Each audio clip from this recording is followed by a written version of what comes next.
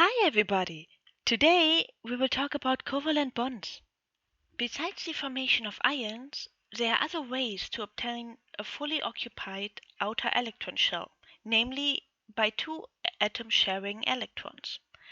This is called a covalent bond. Either each atom contributes one electron or one atom contributes both electrons. This brings us back to the concept of a molecule. A molecule consists of any number of atoms connected by covalent bonds.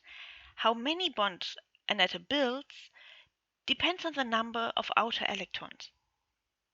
For example, hydrogen has one valence electron and needs one more to have a full valence shell. Therefore, hydrogen occurs in nature as H2. Each hydrogen atom contributes one electron, so that in the end, each has a full valence shell. Let's look at another very familiar example. Carbon.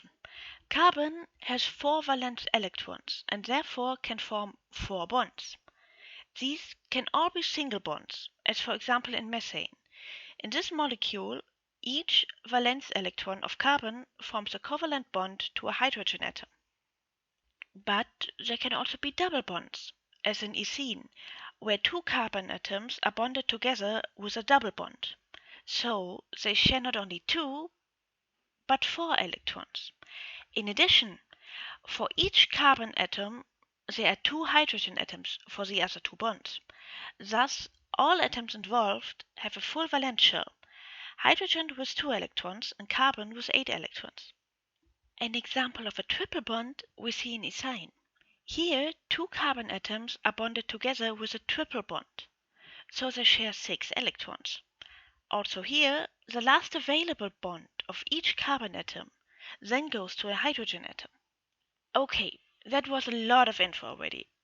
But one more example we should address is nitrogen. Nitrogen has 5 valence electrons. So does that mean it builds 5 bonds? No, because then it would have 10 outer electrons and thus too many for the shell. In addition, there's no bond needed to form electron pairs, and that is what happens with nitrogen. Nitrogen has a so-called free electron pair. Strictly speaking, the 8 electrons needed for a full valence shell are therefore 4 pairs of electrons, either free or as a bond. In ascending shell occupation, the first 4 electrons are unpaired, and from the 5th on they form pairs. Thus, the nitrogen atom has 3 unpaired electrons that can form bonds with other atoms.